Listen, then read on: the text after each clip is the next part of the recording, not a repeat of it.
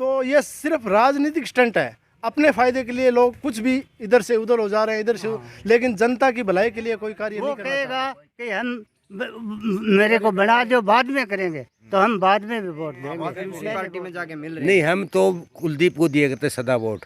अब की बार इसको कुलदीप को रहेगा, उसी को वोट। हरियाणा वेव्स में आपका स्वागत है। हल्का आदमपुर, चुड़ी बागड़ियाँ, हल्का आदमपुर और जिला हिसार जी। और आदमपुर में आपने पता है चल रहा है भाई, उपचुनाव आने वाला है महीने में, 2 महीना में। कुलदीप बिश्नोई जी ने कांग्रेस का इस्तीफा दे दिया और बीजेपी ज्वाइन कर ली। तो हमारे पास ये हमारे बुजुर्ग हैं, हमें मिले हैं। तो आपका नाम बता दो जी पहले जी। महावीर सिंह, चूड़ी बागड़ियान से।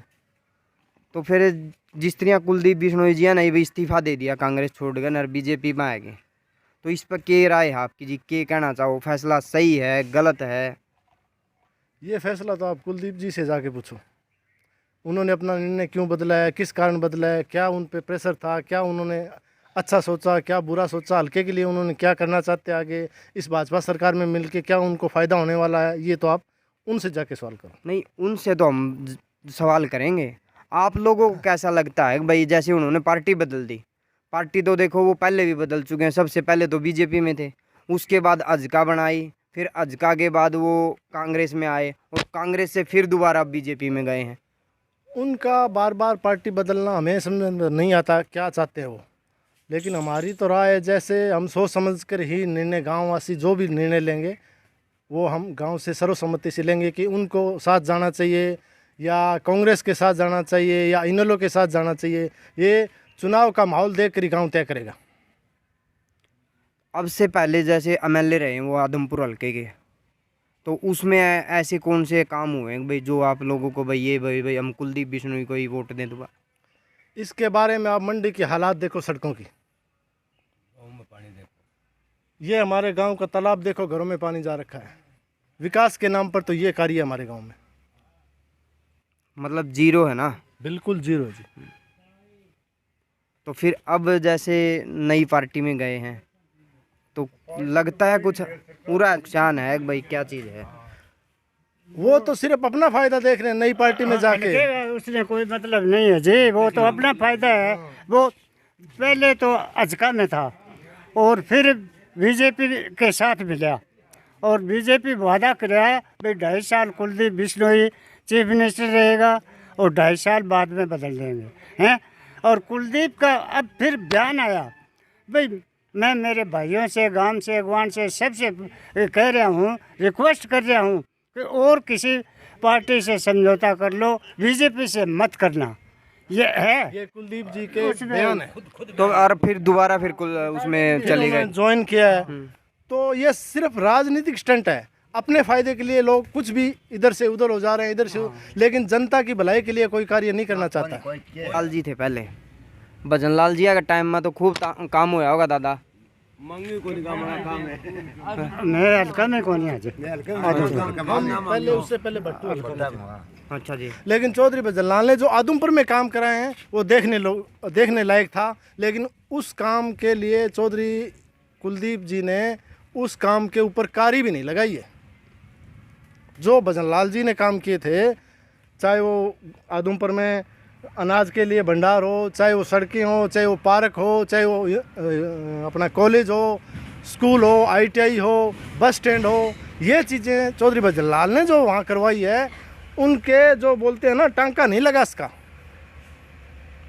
हमें तो जहाँ तक सुनने में मिला है कि भाई कुलदीप बिश्नोई जी भजन लाल से भी ज़्यादा अच्छे काम करने में है, या फिर उनको आगे लेके जाएंगे। कोई एक कार्य हमारे गांव में चौधरी कुलदीप जी बिश्नोई जी ने कोई एक कार्य किया हो, ये मेरे गांववासी है यहाँ आसपास, पूछो, इनसे भी पूछो।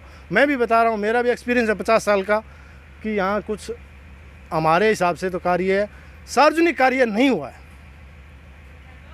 तो बीजेपी में जाना दादा ठीक है गलत है? हैं बीजेपी सरकार में सोच है भी मैं के इस काम पे ठीक है गलत है, मैं तो कहाँ गलत है। देखो वोटर तो आप लोग हो, आप लोग गलत है। मैं तो बीजेपी ने वोट भी कौन दिया और बोलो, वो ये कुलदीप ने आइंदा वोट भी कौन देवा। और चूड़ी बागड़िया नु पिछली दफा जीत के निकाला, इस गांव से जीत है कुलदीप बिश्नोई जी की जीत है। जो पिछला चुनाव हुआ था उसमें चौधरी कुलदीप जी बिश्नोई जी यहाँ से जीत कर निकले थे कांग्रेस की तरफ से, और दूसरे नंबर पर फोगाट रही थी, और तीसरे नंबर पर इनेलो रहा था। कांग्रेस ज्वाइन ज्वाइन कर लिया। आज तो कर लिया क्या? कल परसों कर लिया था। अच्छा, तो उसमें आप लोगों को कैसा लग रहा है भाई, कितना उनका सही फैसला, या फिर वो कितने ऊपर आ सकते हैं जी? उन्होंने चौधरी देवीलाल के राज में इनेलो और चौधरी देवीलाल जी के राज में उन्होंने गृह मंत्री, होम मिनिस्टर, क्या क्या उनको मिला, पद मिला था। जो अपनी खा के उसका भला नहीं कर सकता तो कांग्रेस का क्या भला कर सकता? तो फिर ऐसा कौन सा नया कैंडिडेट है भाई जो आप लोगों की समस्या का समाधान भी कर सके और आप लोगों के लिए कार्य भी कर सके? ये तो देखो जी, वो तो माहौल देख के ही वोट का आधार करेगा कि हमें किस तरफ जाना चाहिए, हमारे काम आज के आने वाले टाइम में। हम तो ये भी सुन रहे हैं कि कांग्रेस की तरफ से जेपी हो सकता है, बिल्कुल हो सकते और हैं। इससे पहले हमारे यहाँ जेपी हुआ है। कुलदीप बिश्नोई जी भी अपने उनके लड़के को लेके ऊपर आएंगे। बिश्नोई नया खून है, नया उसके पास जोश है, हो सकता है वो अच्छा कार्य कर दे आने वाले टाइम में। ये नहीं कह सकता भविष्य के गर्भ में क्या छिपा है, लेकिन अभी फिलहाल स्थिति यह है कि गांव ये चाहता है कि पहले माहौल देखें हम, कैसा माहौल हो रहा है, किसके पक्ष में हो रहा है। और वैसे मेरे गांव की जहाँ तक ख्याल है तकरीबन एक तरफ ज़्यादा जाते हैं वोट। कुछ आदमी होता है विपक्ष पक्ष तो होते हैं, लेकिन ज़्यादा वोट जैसे पिछली बार कुलदीप जी को मान लो यहाँ से वोट ज़्यादा मिले हैं सबसे। उससे पहले यहाँ से हमारा हल्का था भट्टू, तो यहाँ पूरे के पूरे वोट चौधरी संपत सिंह को मिले थे। कांग्रेस में, कांग्रेस के टाइम में जब भजनलाल जी थे उस टाइम में पूरे के पूरे वोट कुलवीर बेनीवाल जी को मिले। तो मतलब तकरीबन गांव ये चाहता है कि माहौल देखा जाए कैसा है, आने वाले टाइम में कौन कैंडिडेट आ रहा है, किस किस कैंडिडेट की तरफ लोगों का झुकाव होता है, क्या होता है, कैसे कैसे वादे होते हैं, उसी हिसाब से हम कार्य करेंगे। जो भी का विकास मतलब है जी, हम हमारे गांव का विकास चाहते हैं, किसानों का विकास चाहते हैं, वो बीजेपी में आया है, ठीक है, वो यहाँ आएगा, उससे हम जवाब सवाल करेंगे। ये है भी ऊपर तेरी सरकार है बीजेपी की, हरियाणा का वो के भारत का वो प्रधानमंत्री नरेंद्र मोदी है, बीजेपी की यहाँ सरकार है। अगर तेरे को जीतना है तो पहले किसानों का ये खाल छोड़ वहाँ मोगा दबा दे, ताकि किसानों के खेत में पानी लग जाए। हैं? वो कहेगा कि हम मेरे को बना दो, बाद में करेंगे, तो हम बाद में भी वोट देंगे, पहले वोट नहीं देंगे। तो सरकार में, सरकार पहले काम करो। अभी सरकार के 2 साल बाकी है। अगर इन 2 सालों में इस गांव का विकास होता है, जैसे किसानों की मांग है कि हमारे खाड़े सारे खेतों में पानी बह रहा है, बेकार पानी जा रहा है, अगर मौके मागे दब जाए, जैसे गांव में सफाई देखो, ये जोड़ा 2 किलोमीटर में हो रखा है, इसकी ठीक है 4 दीवारी या खुदाई जो भी सिस्टम बन जाए अच्छा, तो गांव के घरों में पानी नहीं जाएगा। अब खुदाई ये भी गंदगी है, वाटर बक्स है, वो भी नीचे से सेम पानी आ रहा है, वो गंदा पानी आ रहा है, किसी के जुकाम हो रहा है, किसी की खाज हो रही है, कि पीढ़ी हो रही है। सबसे पहले तो उसकी मांग करेंगे, और दूसरी खाड़ की है। ये वाटर बक्स नहर के नज़दीक लग जाए तो पानी तो घरों में पाइप से आना है। अब जैसे उपचुनाव होंगे, हाँ, तो ये एक किस्म का मतलब बोझ नहीं आ गया भाई जनता के ऊपर, भाई एकदम से चुनाव आ गए हैं? है वो बोझ तो आ गया, बोझ बन के मतलब है जी, वो बोझ तो जनता पर ही पड़े है, बोझ तो जनता पर पड़े। मैं ही जाना बात बन गया आपकी है, अस्तित्व वो क्यों दे। तो ये फैसला मतलब जहाँ तक आप लोग बता रहे हो भाई सही नहीं है? नहीं, वो उसका फैसला है। हमारा फैसला तो ये है कि हमारे काम करो और वोट ले।